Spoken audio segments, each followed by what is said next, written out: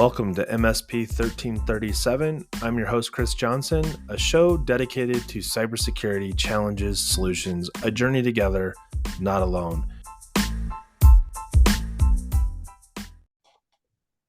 Welcome, everybody, to another episode of MSP 1337. Realizing this is Fireside Chat with Chris and Matt Lee. Welcome to the show, Matt. Hey, brothers, great to see you. It's that day, isn't it? It is that day. It's that time, and realizing that this month has been going really, really fast. So I wanted to make sure we capture this is Control 9, email and web browser protections. And Matt, this is probably one of my favorite controls, largely because when we think about web browsers, especially, we get scared, right? Sure. I mean, who wants to implement 240 pages of security best practices for sake? Right. Yeah, let's just say their ASPX template that was just intense. Brutal. Right. Yeah, for sure. So we got 9 safeguards to go through. Matt, just kind of give me like the background on this, because I think this is one for me that while I love this control, it also bothers me. Like, what world are we living in where it's like email and web browser? It's like people live in the browser. Like, browser has become the application of choice to get to other applications. Yeah, I mean, you see this shift in the world if we're allowed to future speak, right? And kind of legislate outside of the safeguards today. You see this world where if I started a company tomorrow, there's almost zero chance I have a server. Even if I'm building code, I'm gonna have infrastructure as code, and those infrastructure pieces may be even more ephemeral than they used to be. And I'm using function services. So let's just go back to that general consumer, though. Sure. I'm gonna have an identity, and I'm gonna have a SaaS consumption, which means you're gonna access my identity via what? Email. And I'm gonna do SaaS consumption via what? Browser. So when you think about it, even though in my mind, Control 9 is a restatement of a lot of other safeguards. And controls. There's also a looper happening there. There's looper in that because my email's in my browser unless I'm using a native email client. Yeah, true story. Right now you get into approved email clients and getting into that conversation. But I think the point is that if you look back, there are already governing things that should be applied to this already. Think about Control 4, which we've already talked about ad nauseum, right? And this configuration of things. Well, why am I now having to configure email browsers? And I think when we get down to it, this is going to be a piece that we're going to see as we see thematically. But to your very beginning point, the world's moving to SaaS.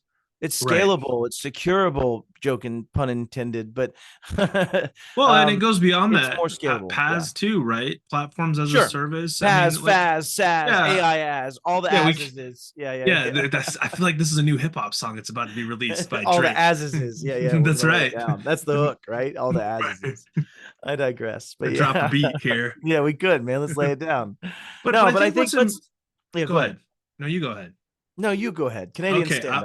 Fine. You're the host. So he am I when it's Fireside Chat? I'm not entirely sure. So the question of like why this control is critical in some respects, going back in time, it wasn't as critical because we largely used outside of the work environment. The only thing we used email for was like kind of a communication path. Like, I want to talk to my friends and family and not send them a letter because this is faster. And then you look at today and like we use email for everything, and maybe a little bit less so because we started leveraging platforms like Slack and Teams and more real-time. Even then, what you're really saying is some extensibility of something before an @sign, something after an @sign, and some approved top-level domain that has some DNS infrastructure in the public DNS that allows me delivery data. And funny like you say it that way, because we're now the discords of the world, that's still now true, right? Because you have an address that's at something in order to get to it. Like it's not like different type of identity plane, right? Right. Yeah. So the thing for me, and obviously we got 7 controls here. It's largely not an IG1 safeguard, right? Or IG1 control. It's mostly it's mostly 3. It's mostly 2. Yeah, you're right. It's mostly 2. Yeah, but that's fair. 1 IG3. Yes. So let's get started, because we talk about a lot of these safeguards elsewhere, right? We talk about things like DNS. We talk about things like DMARC and DKIM and how they impact other things. So Matt, like you always do, let's get started. Let's get started. So let's go with the overview first, right? Because it really lets us understand what we're talking about.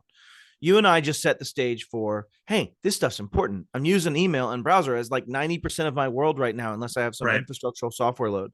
Right. And so overview. improve protections and detections of threats. What are threats? They're external things actually happening, not vulnerabilities. These are the actual attacks, the things we're seeing from email and web vectors. Great. That's our intention, comma, space. As these are opportunities for attackers to manipulate human behavior through direct engagement. We are talking about the very Johnny foreshadowing. If you think back when this was written, to the social engineering attacks we're seeing today that are so prevalent in ransomware delivery and other methodologies. So let's get into what we're talking about. I think we should point out something I think is kind of important.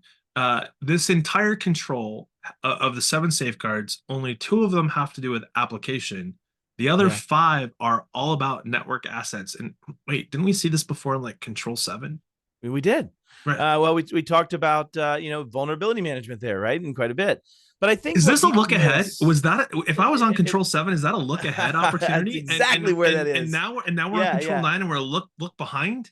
Yeah, and what you're speaking to is this mapping that you and I are, and a group of humans are making, right? That is showing those directional dependencies and directional feeds and all those things. And how critical they are to each other. Like this is no longer these controls living in silos. Like, I have to say that CIS, and I hate to give too much credit where maybe this is just a hopeful it's an amazing team as we've gotten to meet them. Well, I already know that part, but I mean, when you look at these controls and the safeguards and the way they're interwoven together, this is no accident. This is an organization, and I think the volunteers and groups that have been involved in this, they're looking at a holistic model, not a like, well, if we have application control, we should just create an application control with safeguards so that it can live all by itself. No, there was a whole lot more thought all over the place. And let's get into that. This is important because I think people miss this. 9.1 really sets the stage for confusion for people, in my opinion. 9.1 says ensure use of only fully supported browsers and email clients. And I'll read the subtext first. Okay. Ensure only fully supported browsers and email clients are allowed to execute in the enterprise only using the latest version of browsers and email clients, which then we'll get back into as part of 7. But let's just look at the first part, or 2, right, from a software approval perspective. But let's talk about this. What does fully supported mean? What does fully supported mean, Chris? What does it mean to you? What all has to go into fully supported? I mean, this is one that I love in the sense that when I did healthcare compliance consulting around HIPAA, we would always say, like, if it's not commercially supported, if it doesn't have a path for me to pick up the phone or get a hold of tech support for my challenge with the product, then we shouldn't use the product. So I'm not saying there aren't other variations of supported, but like, largely the experts who created the product, if they are no longer available to help me continue using it, but there's more. I should not. But see, that's not enough. And I had this same conversation with Sandstar. That's his code name I'm going to give him from our working group, just because I haven't gotten his approval to use his name. But I'm going with Sandstar. I think it's going to be awesome and it'll stick. But Sandstar, when I asked this, he said, no, I just mean that it's actually still supported by the vendor. Your answer. I said, that's wrong. I said, the reason that's wrong is supported means I need to be able to configure it in 4. I need to be able to update it in 7. I need to be able to manage that so that I can say in that Chrome template, no, you can't store your passwords. Why? Because we just watched a major enterprise get breached because somebody stored their work credential in their browser of their personal credentials and it was compromised. Why would we rewind for a second? Let's rewind, because I think that what you're saying is paramount to this entire control, and that is, when we talk about all 18 controls, it is about, as an organization, in our implementation of this safeguard, it's not asking us who out there is supporting this for us. At some level, we have to be supporting it ourselves because we are responsible for its implementation and utilization for protecting data. And my kids and wife hate me when I do this, but I'm going to use my sons in this. I manage my home domain through a certain business license structure that I use and love so much, right? And so my kids try to use Opera. Opera is supported. It has a support structure. It is out there and it exists. I cannot manage Opera in a way that is meaningful to my enterprise and protect them from their own stupidity because of that. But I can manage Edge, and I can manage Chrome, and I can manage other variants that are out there, but I cannot manage that one. And not without any scalability. And so what I have to think about is, if our intent in the opening statement is to reduce risk for users at the interaction points they make, then I cannot just simply say, yep, some jackass made a browser and it's still supported. Doesn't matter. It has to be secure and secureable. It has to be supported because why? You said it in the beginning, 85 to X% knowing that 79% of all stats are made up 60% of the time on the spot.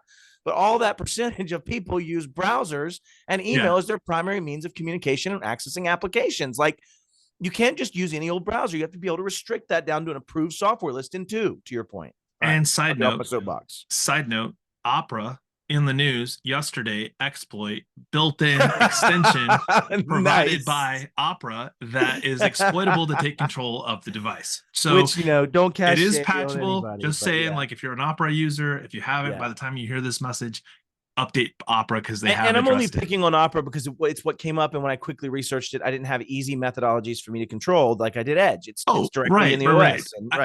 And I'm just saying, use the word Opera, which triggered my brain to say in the news. I saw that yesterday. 24 hours. Or whenever it was. Okay, let's move on. Because this one.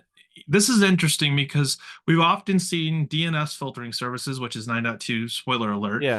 We've seen and this. 4.6, I think. I don't want to double check back, but it is in 4, yes. The thing that's interesting to me about DNS filtering is, one, it's often overlooked in regards to, things we just assume, like, oh, my ISP. And I'm going to beat this point 9.1 to death with 9.2 in just a second. I know you are. So go ahead. And the thing that I think is really important to point out is, configuring DNS filtering and configuring DNS in general is not something you just push a button and call it done. It is a constant, needs to be monitored, needs to be maintained. It can also be something you buy a service for, right? Also true. Do that to make that easier. Very true. But I think when we talk about, especially when you start with internal, like we go to the SaaS, all that stuff, fine, you're getting into an area where everything really is externally facing, but I've seen bad things happen to an internal environment where DNS poisoning has happened. Oh yeah, and oh boy. So go ahead, Matt, tell me more on malicious domains. Let's get back to, let's say you've done this perfect thing, and also remember, a lot of the way I see the world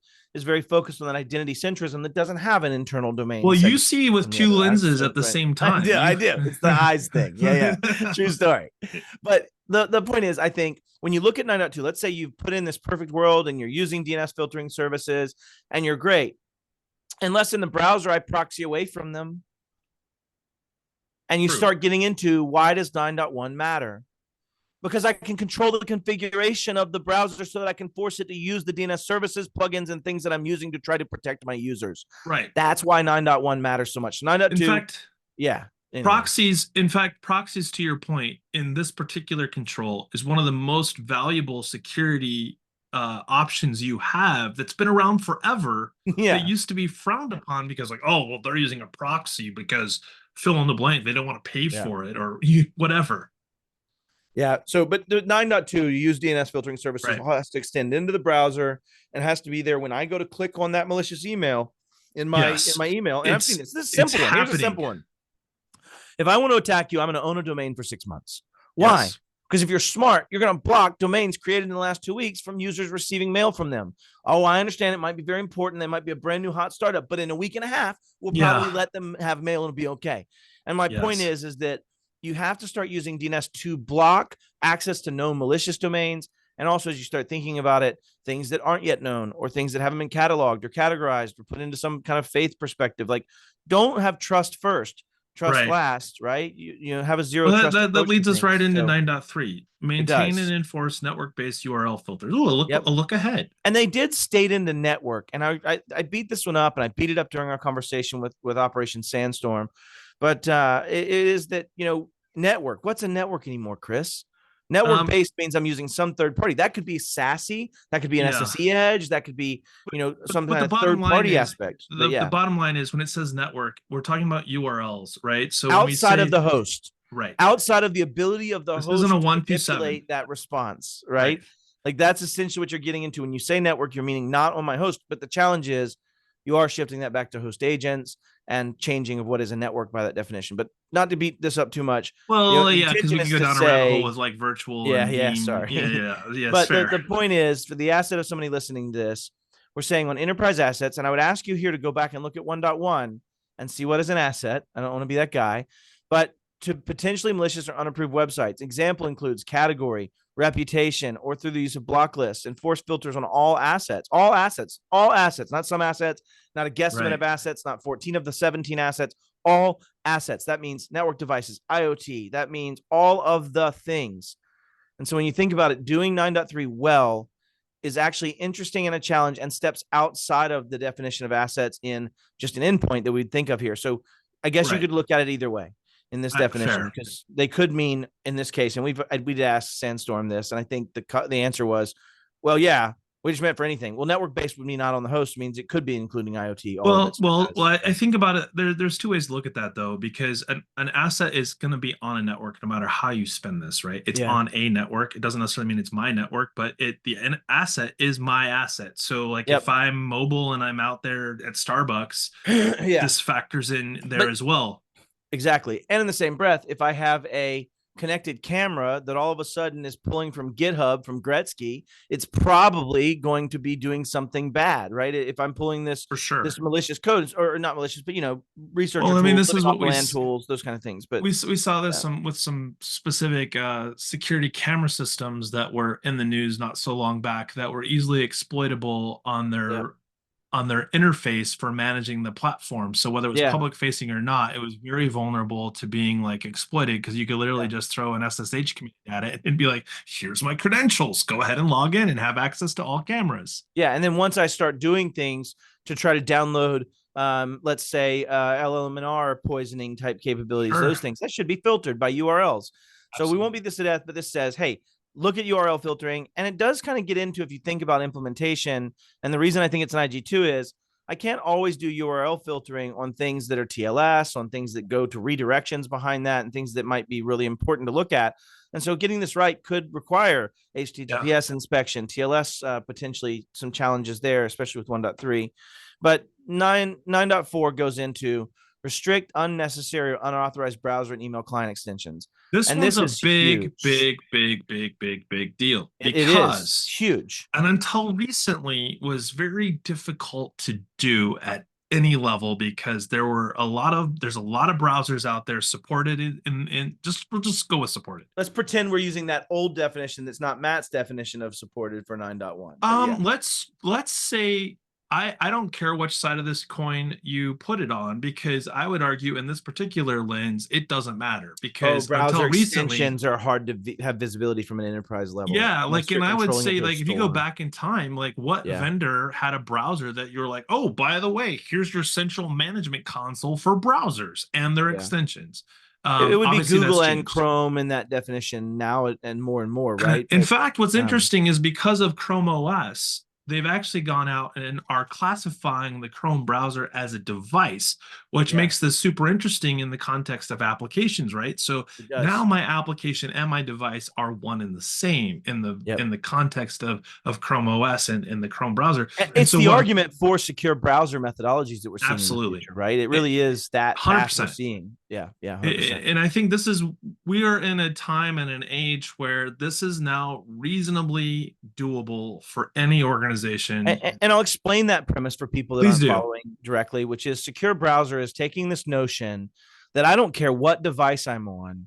If I only allow this browser to be the way you access my ZTNA or Zero Trust Network architecture or ZT applications. There's so many ways that you can just incorporate. Then now what these browsers attempt to do is make it to where they don't interact as much as possible with the OS. And in the case of a Chrome OS, it is the OS, right? In its definition, right? And they don't allow for HID, human interface device obfuscation. So like if I type a J, there's a J, a G, 14 L, some random star, and a right parentheses typed on the keyboard back to the OS, which means a OS level injected keylogger would only get this obfuscated code. And as long as that code is really random and secure, then you're not going to be able to pick out the real letters that were injected by the actual device on the front end. So what ends up happening, and again, you're seeing this outside of a back and forth cat and mouse game. So take this as so what's funny is we're seeing some of the browsers of our time starting to die off, right? The percentage of usage is going down. You mean Netscape's not here anymore?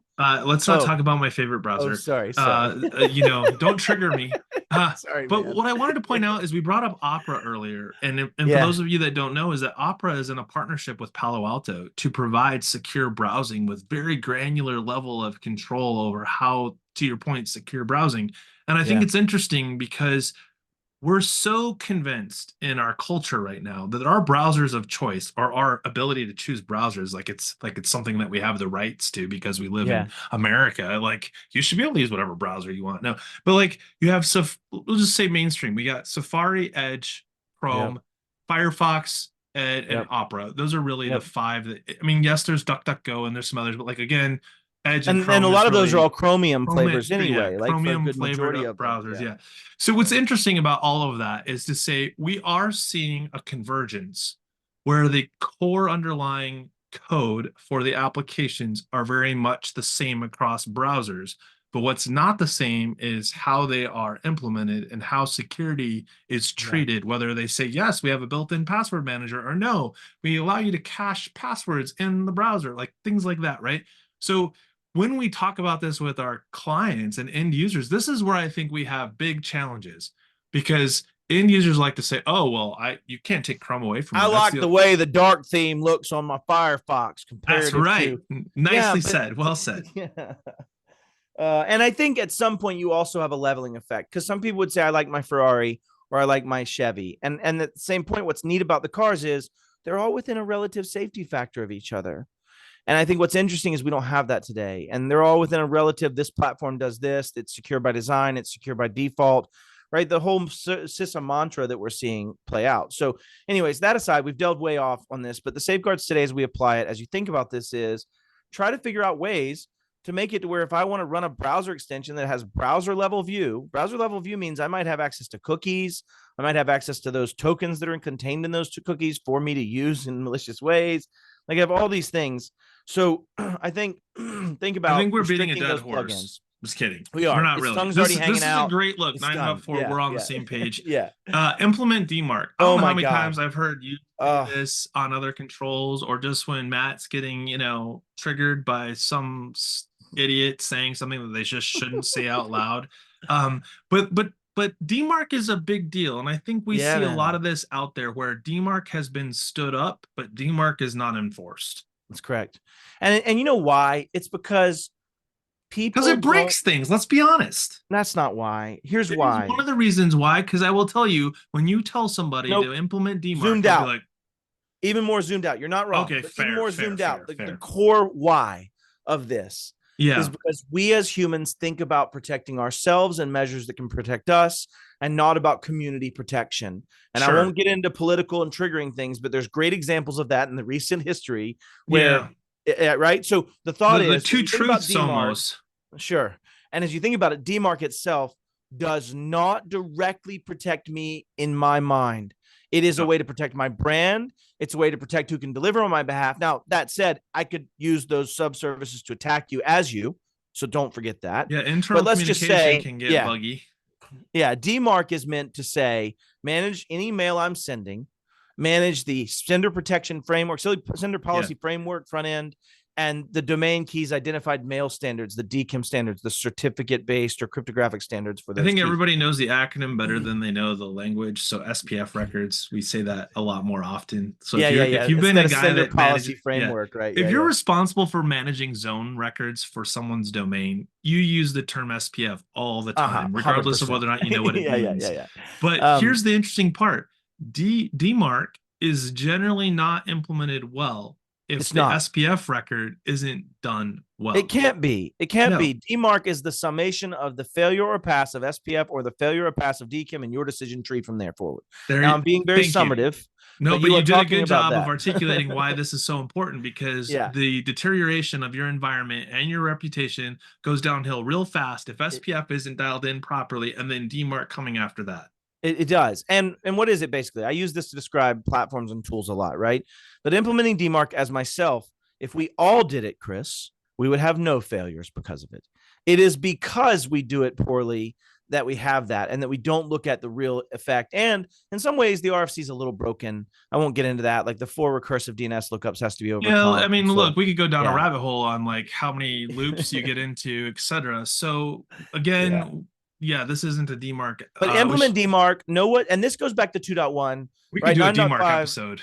We could. 9.5 is implemented by good 2.1, because if you don't know what software has been approved to send mail on your behalf, how are you going to manage what you allow from a DMARC and hopefully get into? I mean, this gets into whitelisting right? and blacklisting, right? Because you have the ability to actually track some of that and put blocks in place. Yeah. In fact, the way I would approach it was I block everything. And then I would use platforms like DMARCly, DMARCian, Easy DMARC. I don't want to. All right, this is not a vendor smorgasbord of. But the point is, there's tons of people that do that. Absolutely, and because of some of the limitations of SPF lookup and recursiveness of DNS, you almost need to use one of those type of services, especially in today's day and age, right? There's so much stuff that gets thrown. How do you parse the XML files that come back and know who's sending on your behalf? Absolutely. All of those things. And I know we're getting a lot technical when we don't usually. It's okay. It's okay. Like largely our audience is relatively technical, and hopefully this creates a question. So we got 2 safeguards left. Two more. We've taken more time on this 7 safeguards than we did on the one that had like. Yeah, I know. It's just so much to go over. When block unnecessary file types 9.6. This one is just quite honestly, this is crazy that this is even still a thing. But in the same breath, if you really think about it, it isn't. And what I mean by that is, like, I get what you're saying. Like, here's the file types that are necessary. But there have been attacks where a OneNote file that would have been just as necessary before in different sharing methodologies would be laden with poison. And so you get into this, like, what's unnecessary? If you really take it to the root of it, it means, what do I actually need to do business? How do you do that effectively? How do you get down? Do you set policies and say no zip files? We only want these. No password protected zips can be sent. We only like, you have to get into some deep stuff to make that actually function. But this shouldn't. But this shouldn't be deep stuff anymore, right? So like we all know where the problems have been over the years, right? The bad zips, the self executables. Well, those are the no-brainers, right? No-brainers. But I think this is an area where we've often assumed good when there is potential for bad. And really, why are we emailing files around when why would we not share through normal infrastructures, right? And allow the security functionality that exists in things like OneDrive and Google Drive and fill in the blank that are actually better than what happens when you send via email. Because going back to DMARC and SPF records, things can get through because it's been inherently trusted. Yeah. Email, even though I can just type in and go EHLO and send something, is inherently trusted. In fact, there still exists today. And if you don't believe me, go look up some of the work done by DAFHack and I can't remember who the other person was that was involved in it, but they actually show that you can go deliver mail from an Azure endpoint directly through spam filtering inside Microsoft Space with just typing in EHLO manual delivery using SMTP delivery. So like those things are just really nerded out. Like I just went over my head. Like I thought I knew some things that I could talk about with Matt. So I'll have to double check the rest of it, but I did demonstrate it. But anyway, the only IG3 safeguard. Deploy and maintain email server anti-malware protections. This one I like because, what's the control that comes after this one? Oh, I think it's malware I think we're getting into this 10 or something, and it's really weird that it'd be different. But yeah, you're going where 10 focuses so very centric on assets and protecting at the explosion point. What's really, really neat about 9 is it focuses on blowing up the grenade outside the bunker. And I don't know if you've ever seen war movies, but that's much more preferable than the grenade inside my bunker, as I understand. Right. It's the drone that drops the bad things and it hits the tank from above. Yeah. And well, it misses because here's what happens.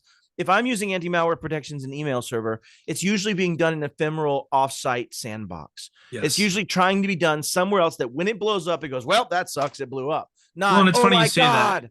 It says sandboxing in the description. Deploy and maintain email server anti-malware protections such as attachment scanning. What color would such as be, Chris? Sandboxing. What's that? What color would such as be? It'd be gray, because gray defines things that are maybe exemplary. And in this case, they're saying scanning of those attachments and sandboxing. And you see that in almost every product out there for mail anti-malware. You can buy it usually as an upgrade, and some people take it to it's not even an option. It just is built. It's part of the product. You can't. It's hard to buy a product today that doesn't have that built in. I don't know that you even can. And when you go into secure browser, some of the really early secure browser players that have been in our space are all about that. They take Yeah. something that we've never seen before and say, you know what, I'm going to go run this somewhere else in an ephemeral world that looks just like this machine. And then if it works, then we'll go. And granted, it's always a cat and mouse game of me sandboxing, looking for sandboxing evidence, right? How do you change your host string so that it doesn't show up to the malware that it's a sandbox, because they're looking for that so they don't detonate, and that way they don't be seen as malicious, all of those things. But it's a back and forth, right? Just like any battle. But 9.7 really does speak towards the only way you would apply anti-malware without it being right at the explosion point of at least one asset. We're now saying it needs to, before it touches my users, it needs to be sandboxed. And Microsoft does that natively even, right? You have some degree of their safe links. You have some degree of those type of things, and products have it in there. So anyways, beating this to death. But the reason this matters so much, Chris, and we can wrap it up, I think is so. 9 focuses on where my users' fingertips and face are, right? Yes, the operating system is how I get there, but even that's changing with your talk on secure browsing and what is an OS. When you see that, it's where those eyeballs land, and it is where I'm going to try to attack you. Both of those surface areas. And when you get back to that secure email client, which we really didn't delve into too much, it's saying, no, sorry, Mr. and Mrs. Executive, you can't use Apple Mail. Why? Right. Because I can do a MAM encrypted container, a mobile application management encrypted container using Outlook for your email from M365 that allows me to say that your device is no longer an asset that can contain data because the data is contained in an enclave, and that enclave is being managed by these things that I'm doing.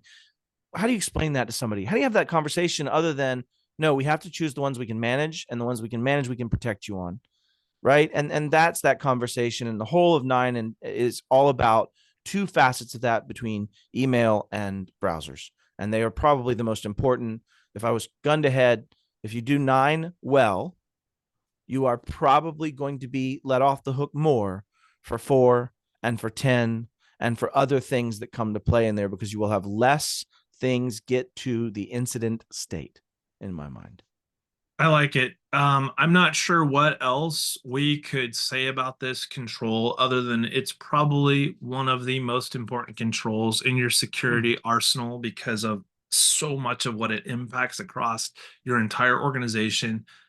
Any parting thoughts, Matt? Because this is, I mean, obviously we've got, people have listened to malware defenses at this point, so out of order, we're talking about what well, jump back in time. Right. So next time on Fireside Chat, we will be talking about data recovery. If you are dealing with weather like I am, it is cold out there. Stay warm and have a great week, everybody.